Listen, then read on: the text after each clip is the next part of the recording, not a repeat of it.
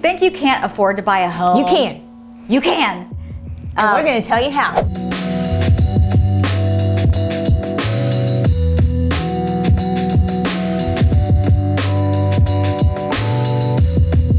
Hi, I'm Cindy. And I'm Misty. Think you can't buy a home? Well, we think you can, and we're going to show you how. That's such a long pause. We are though. What was I supposed to say? I had like 3 cigarettes. It's like I had I don't even smoke. Hey, one of my clients, he said it's all in the pauses. So most first-time home buyers, where do you start? Where do you start? Do you go to Zillow? No, but you're going to anyway, and that's okay. Or one of the other sites. But there's a path, there's a plan, there's someone for you. If that's where you're gonna start, that's fine. But I would start with research. Anybody can buy it. I'm not gonna say anybody can buy a home, but there are steps you can take to afford a home, and it's shorter than what you think. So you're a first-time home buyer and you're a human. You just had a baby. You need more space. You need more space. You just hooked up with somebody, or you have a good steady job and you want to buy a home. Don't waste any time. Don't. However, don't think that you can't buy a home and then spend your money on a bunch of crap that you don't need. There's so much value in buying a home. So get into the market. Get into the market. Jump in the game. Get in the frying pan. So a couple things you need to know. Number one, the buyers do not pay the real estate agent's fees.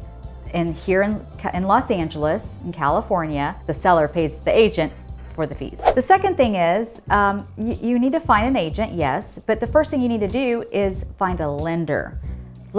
Find a lender, and I recommend finding a broker banker, someone who can shop your rate around, or go to more than one place.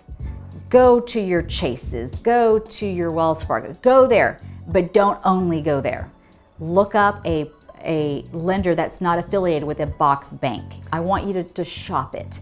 And I say that because they all have different requirements. And sometimes when you work with a bank or a credit union, they have stricter rules.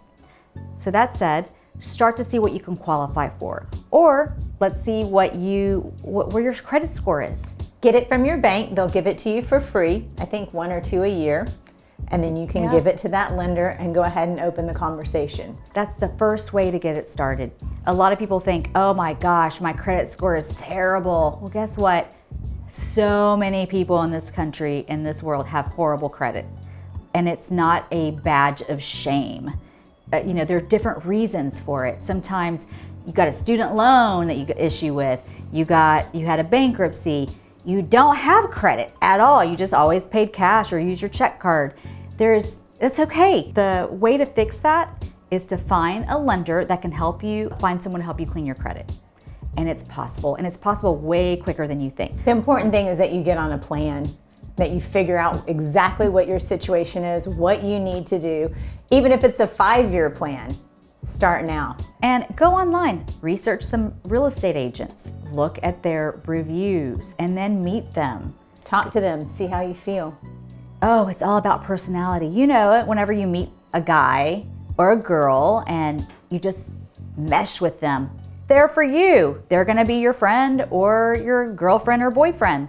That's the same with an agent. You have to have that trust, and you kind of have to go with your instincts on that a little bit too. Go with your gut and look at their reviews. And if they both kind of match up, you're good. You're good. That leads us to one huge problem. We're in a low inventory market right now. That means there's very few homes for sale and a ton of buyers. Very competitive. The thing to remember on this, you will find your home when it's the right time. You just keep writing those offers. Just write them up and do your best. Do your best. Don't say, I'm gonna offer just below list price. Don't waste your time. You're probably not gonna get it. Talk to your agent, maybe in your market that works, but currently here in Los Angeles, that does not work. You've got to listen to your agent. You've chosen them for a reason. Go with your gut. You're not gonna make a decision that, something that you can't afford. You're not gonna go above your affordability factor. That's another thing. Talk to your lender. Tell them how much you can pay a month and then they'll go backwards and tell you how much house you can buy. So I know it's scary, but go ahead and start interviewing people. Find your team, your trusted team. And if you can't find anybody, feel free to contact us. We'll get you in touch with the right person in your area, wherever it is, even if it's not in Los Angeles. We'll get you with somebody that we trust that can help you. So find your team. Yeah, I mean, it's a big purchase. It's super scary. I'm sure you're freaking out. Can I afford this? What if I lose my job? Like, here's the thing. If you're buying in Los Angeles, you sell the house. That's what you do. You can sell the house. And let me tell you, there's plenty of people to buy it. I've never heard in all the years we've done real estate, anyone complain about buying. We get the complaints that, why didn't I buy? Why didn't you make me buy? Why did I pass that deal up? Get in. There's value in it. Let's say, okay, but all I can afford is a crappy, rundown condo. Get it. You get it. Then you slowly fix it up.